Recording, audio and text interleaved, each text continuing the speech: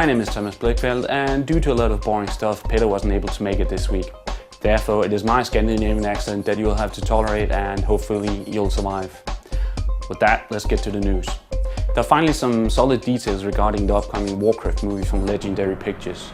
It will be directed by none other than Sam Raimi, best known for the extremely successful Spider-Man trilogy and also responsible for the Evil Dead series, as well as the recently released Drag Me to Hell.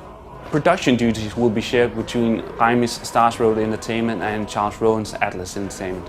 Chris Metzen, Blizzard's Senior Vice President of Creative Development, has been named co-producer on the project. Information on the cast and the release date will be released later on, but we would be disappointed if Raimi didn't include a smaller role for Bruce Campbell, preferably as Ash.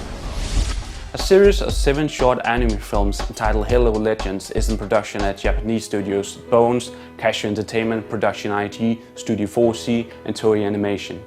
Shinji Aramaki, a director of Appleseed, is the creative director on the project and will direct one of the shorts.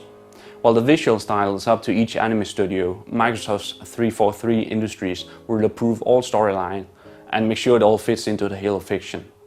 The series of anime shorts will launch on Xbox Live this fall and next year on DVD and Blu-ray.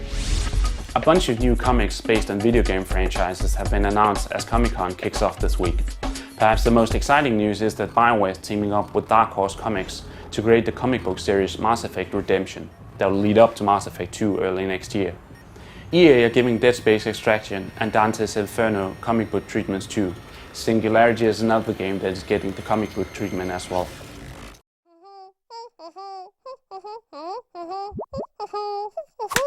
Sega have announced the next iteration of the popular Monkey Ball franchise, Step and Roll, for the Nintendo Wii. It will of course support the Wii balance board that comes with Wii Fit. Just as you would expect, shifting your weight on the balance board will tilt the world and send Monkey Ball rolling. Super Monkey Ball Step and Roll is expected early next year.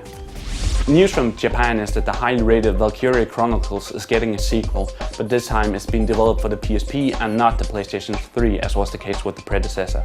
Unfortunately, no date has been given yet for the release of the game. Ubisoft Shanghai director Michael D. Platter has let it slip that the studio is well underway with the sequel to Tom Clancy's strategy title End War. The first game featured voice command as the main means of control, but failed to send reviewers over the moon and also didn't sell as expected. The 23rd of October will see the official launch of Uncharted 2 in Europe, and although there was some confusion about the date, Christopher Ballastra from Naughty Dog has now confirmed it.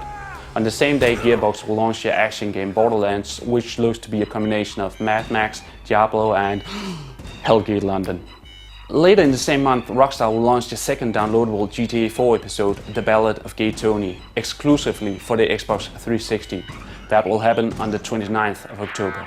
Finally, Pandemic has announced that the Saboteur will launch on the 4th of December, while Sega has announced that the release of Bayonetta has been pushed back until next year. With that, we conclude the news for this week. Hope you enjoyed it.